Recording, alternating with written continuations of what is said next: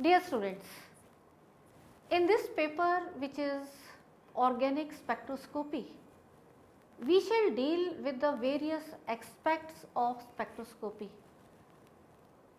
Spectral data, as you are aware, very important tools for chemists to identify and elucidate the structure of unknown organic compounds. They can be simple compounds and they can be very complex compounds which are found in biological systems. So, in this paper we shall begin first of all with the UV and IR spectroscopy, where we will do the correlation of UV bands with functional groups, how the effect of solvents, then the hydrogen bonding and base takes place on the electronic transitions. After the UV and IR spectroscopy, we shall discuss in detail the Proton NMR spectroscopy or the 1H NMR spectroscopy. We shall talk about the natural abundance of 13C, 19F, 31P nuclei, the spinning nucleus, effect of external magnetic field, how the precessional motion and frequency vary, the energy transitions, chemical shift and its measurement, how it is done. We shall also study the factors which influence the chemical shift during the NMR spectroscopy measurement, the anisotropic effects, integrals of protons, how the spin-spin coupling, the splitting theory, how to calculate the magnitude of coupling constant, simple, virtual, complex spin-spin coupling, then chemical and magnetic equivalence, how to find out and what will be the impact on the NMR spectra. Further simplification of this complex NMR spectra, how it can be done with the solvent effect, field effect, double resonance and lanthanide shift reagents and also NOE technique. Then we shall try to apply all this knowledge, that is the application of proton NMR spectroscopy in the structural elucidation of simple and complex compounds. After understanding the proton NMR spectroscopy, we shall try to understand the 13C NMR spectroscopy. How the resolution and multiplicity of 13C NMR, 1S decoupling, noise decoupling, the broadband resonance, proton decoupling, and then based on this the structural application of the 13C NMR, and then we will also see how the DPT and the introduction to 2D NMR techniques, which will also further simplify and help us in making the structural elucidation. After the 13C NMR, we shall try to understand mass spectral techniques, that is the mass spectrometry. We shall discuss what is the theory behind the mass spectrometry, its instrumentation, what are the modifications done, how the molecular ions, the terms singly and doubly charged ions, what are the metastable peak, the base peak, isotropic mass peaks, relative intensity, FTMS, etc. How to recognize the M plus ion peak, general fragmentation rules, if you are given any structure, how the fragment will be occurring when you subject that particular compound to the mass spectra. And we shall discuss some various classes of organic molecules, including compounds containing oxygen, sulfur, nitrogen and halogens, and how the alpha, beta, allylic and benzylic cleavage happen. And we shall have a detailed discussion on the McLafferty rearrangement. And then after studying all these spectral techniques, that is UV, IR, 1H NMR, 13C NMR and mass spectroscopy, we shall try to solve some combined problems on UV, IR, NMR and mass. So, given a permutation combination of these spectral data, how you can identify what functional group is there, what type of carbon is there, how many type of equivalent hydrogens are there and so on. So, based on all this information, we will try to understand that how you can elucidate the structure of the given organic compound. And while solving these problems to elucidate the structure or identify the functional group, etc., there should be some points kept in mind, and this will reiterate and you can try to understand what I want to say here when we go in further subsequent modules. In the UV visible spectroscopy, the types of bonds and electrons, they play important role in understanding the electronic transitions. The UV visible spectroscopy will give you information regarding the presence of conjugation, carbonyl group, etc., to name a few. Talking about the IR spectroscopy, the IR values from the IR spectral data will give you information regarding what functional group must be present in that particular molecule, based on obviously the reference values which we will study. The 1H NMR will tell us about the number and the environment of neighboring hydrogen atoms which are present.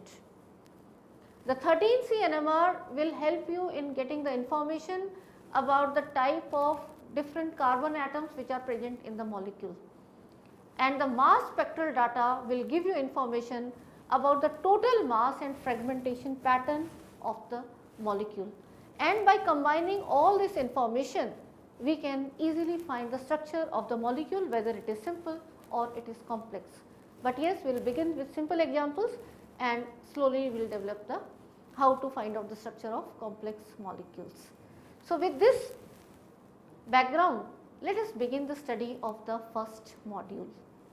So, dear students, let us try to know the learning outcomes of this very first module of the paper, which is organic spectroscopy.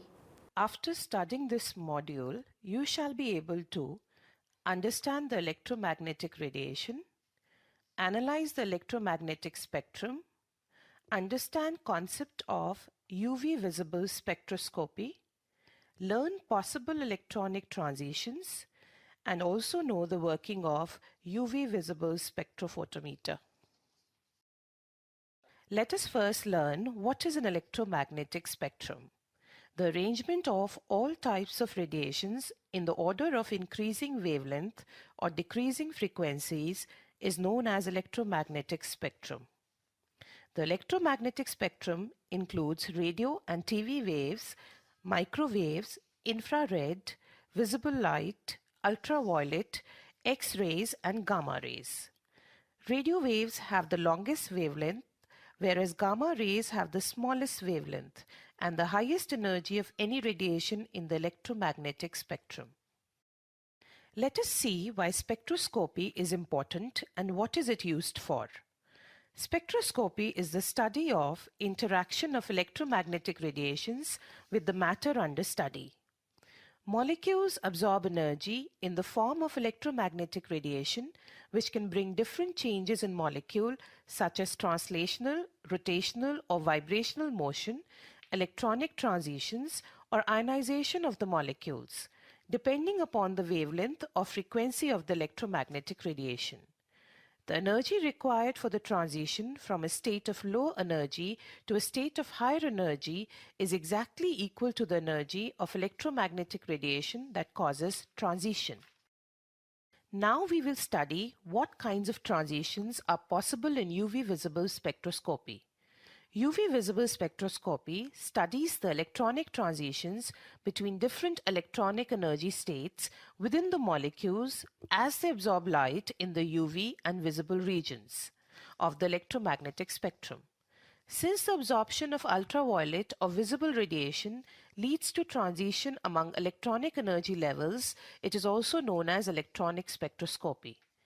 The ground state of an organic molecule contains valence electrons in three main types of molecular orbitals, namely sigma orbitals, pi orbitals, and non-bonding orbitals. Sigma bonding orbitals have lower energy than pi bonding orbitals, which in turn have lower energy than non-bonding orbitals. The two anti-bonding orbitals have higher energy are pi antibonding at higher than sigma antibonding orbital.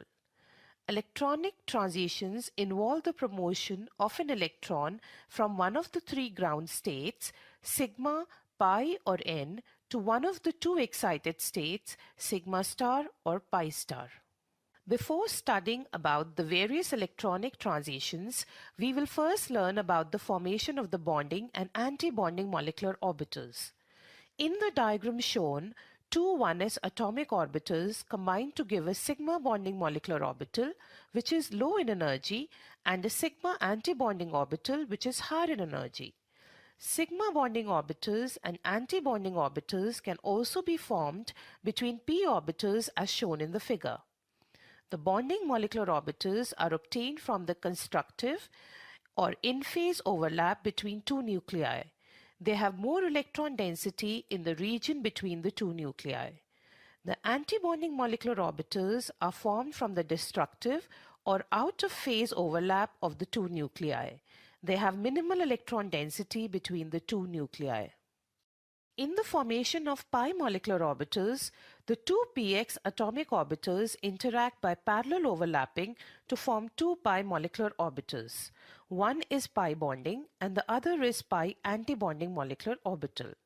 Similarly, two py atomic orbitals interact by parallel overlapping to form two pi molecular orbitals. The energies of both the 2px and 2py atomic orbitals are the same. Therefore, the bonding and anti-bonding orbitals formed by them are also degenerate. In the pi bonding orbitals, electrons are found along the axis on which the nuclei of the atoms lie, whereas in pi antibonding orbitals, the electrons are found either above or below the axis. Now, we will study sigma to sigma star transitions. These are high-energy transitions shown by alkanes only. They are observed in the far UV region, which is less than 150 nanometers. Study of such transitions is usually done in a vacuum spectrophotometer. Since oxygen present in air absorbs strongly at 200 nanometers, pi to pi star transitions occur in compounds containing one or more unsaturated groups like simple alkenes, alkynes, aromatics, carbonyl, nitriles, nitro, etc. It is usually observed in the range 200 to 700 nanometer with high value of epsilon max. These transitions are sensitive to the substitution by another functional groups. This type of transitions occur in saturated compounds containing atoms with unshared electron pairs, that is non-bonding electrons. Energy required for these transitions is usually less than that required for sigma to sigma star transitions, and it gives rise to an absorption band at longer wavelength. The intensity of this transition is very low as it is a forbidden transition. Saturated carbonyl compounds show two types of transitions: low energy, that is N to pi star, and high energy, that is pi to pi star. Although transitions from N to pi star involve the lowest amount of energy, they are still found to be of very low intensity as this transition is symmetry forbidden. Thus, the most intense band for these compounds are always due to pi star transition. Some electronic transitions, which are otherwise theoretically possible, are generally not observed in UV visible spectroscopy. Therefore, there are some restrictions which govern the observable transitions. Transitions involving a change in the spin state of the molecule are forbidden. Transitions from the singlet to triplet or triplet to singlet are either not allowed or they are weakly observed. Let us now come to spectrophotometer and understand how it works. Spectrophotometer is an instrument which measures the absorbance of a sample as a function of wavelength. Absorption of radiation by a sample is measured at various wavelengths and plotted by a recording device to give the spectrum. The basic components of a spectrophotometer are a light source, sample area, and monochromator such as diffraction grating or a prism to separate the different wavelengths of the light, and a detector as is shown in this schematic diagram. Having seen the schematic diagram of a spectrophotometer, let us see an animation which depicts the working of a UV visible spectrophotometer. A light beam is generated from a UV visible light source, which is then separated into its component wavelengths by a prism or a diffraction grating, which are the parts of a monochromator. The beam is then passed through a transparent cell containing the sample or the reference solution. After this, the intensities of the respective transmitted beams are compared over the wavelength range of the instrument. This instrument electronically subtracts the absorption of the pure solvent from the absorption of the solution and measures the absorbance or transmittance due to the compound itself. Finally, the instrument records a graph between the absorbance versus the corresponding wavelength.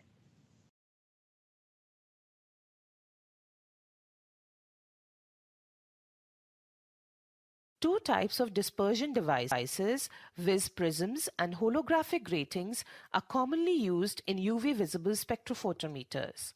In modern spectrophotometers, diffraction gratings are used as they are cheaper, easier to make, and give superior performance.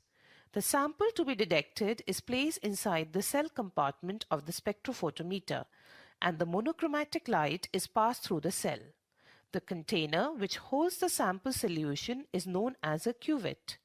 The most common cuvettes are typically rectangular in shape with an internal width of 1 centimeter and are usually made transparent material such as glass, plastic, as well as silica or quartz. Although glass cannot always be used as it absorbs light in the UV region, but it can be used satisfactorily in the visible region. The detectors used in a spectrophotometer are photodiodes, which operate on the principle of the internal photoelectric effect. The advantage of these detectors is their short response time, which allows real-time recording of spectra. The diagram shown depicts a UV visible absorption spectra. It usually shows the plot of absorbance against a broad range of wavelengths. A spectrum may have a number of absorption bands, as a molecule can have many functional groups associated with it. Different functionalities absorb radiation at different wavelengths. The wavelength of maximum absorbance is a characteristic value of a particular molecule, and it is designated as lambda max. There are two types of spectrophotometers. In a single beam spectrophotometer, only one beam of light passes through the sample. Therefore, it requires to take the reading for the reference and sample separately. In a double beam instrument, the light is split into two beams before it reaches the sample. One passes through a reference solution and the other passes through the sample. The reference beam intensity is taken as 0% absorbance, and the detector displays or measures the ratio of the intensities of the two beams. Double beam spectrophotometers operate faster and provide more reproducible results because they perform an automatic correction for the loss of light intensity as the beam passes through the sample and reference solution.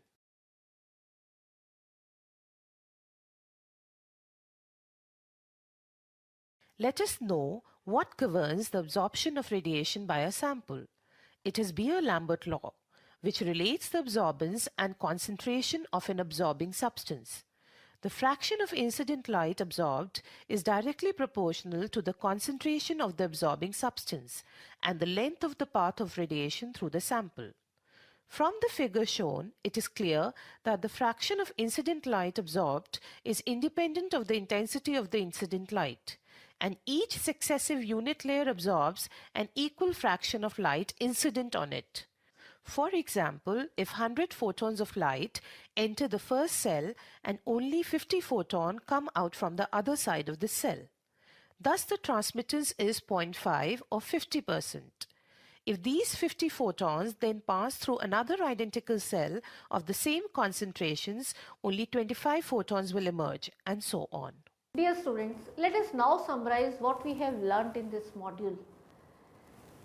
We have learned that spectroscopy is basically the study of interaction of electromagnetic radiation with the matter. The arrangement of all types of radiations in order of their increasing wavelengths or decreasing frequencies is known as the electromagnetic spectrum. And depending upon the frequency of the received electromagnetic radiation, the absorption of energy can bring about translational, electronic, rotational or vibrational motion and even ionization of these molecules. Although there are 6 possible transitions, that is sigma to sigma star, pi to sigma star, pi to pi star, pi to sigma star, n to pi star and n to sigma. But out of these, the most commonly observed transitions in the organic molecules are pi to pi star, n to sigma star and n to pi star. So, we will continue our study in the next module.